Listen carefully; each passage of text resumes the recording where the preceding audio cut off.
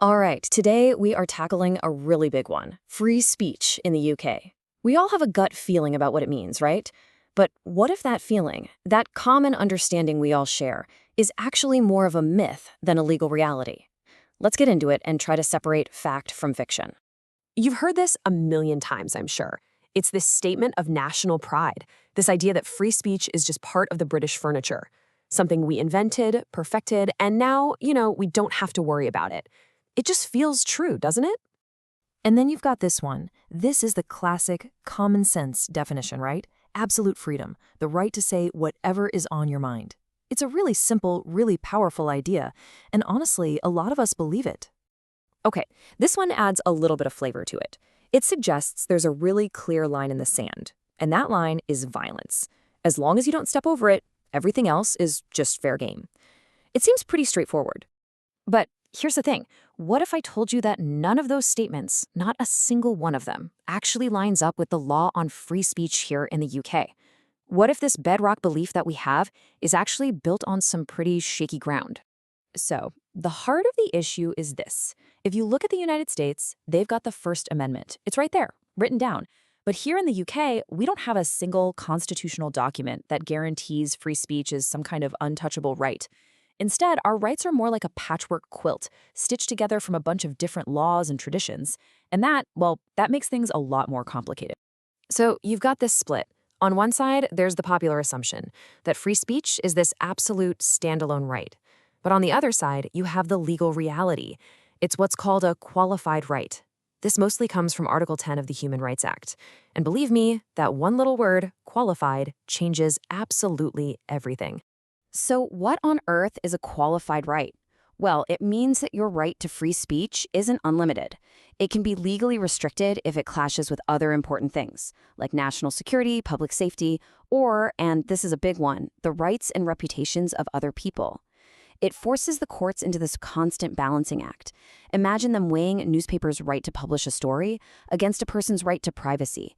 It's almost never a simple yes or no answer. So if our free speech isn't absolute, where do we get that idea from? Where did this powerful myth come from? Well, a huge part of it can be traced all the way back to one very famous and very, very misunderstood document, the Magna Carta. Okay, let's jump in our time machine and go back to 1215.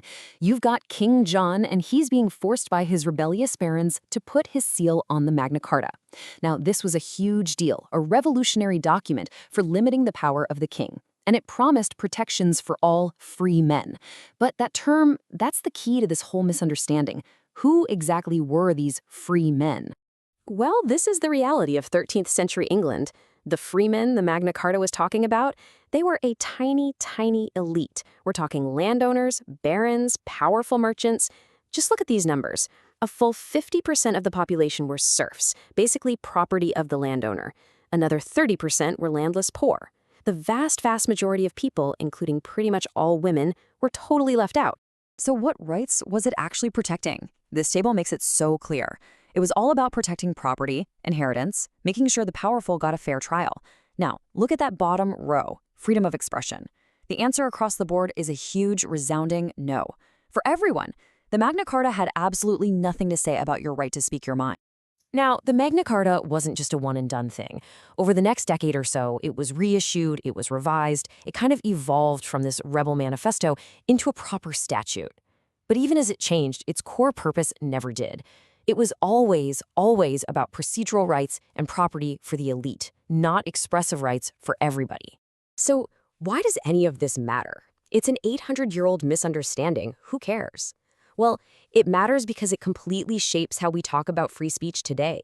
We end up arguing from a place of cultural pride instead of, legal fact. And this really gets to the heart of the whole confusion, doesn't it? We mistake our long and proud tradition of open debate for actual legal protection. We confuse the custom of being able to speak freely with an enshrined right, and we mistake our general cultural tolerance for the hard letter of the law. They are not the same thing. So let's be really clear. The legacy of Magna Carta is immense. It's huge. It gave us this world-changing idea that nobody, not even the king, is above the law. It's the absolute bedrock of the rule of law itself. But it is not, and it never, ever was, a charter for freedom of speech. And all of that leaves us with a really fascinating question, right? If our modern rights to expression don't come from this great historical document that we all point to, then where did they come from? And maybe more importantly, how secure are they really? Now that's something worth thinking about.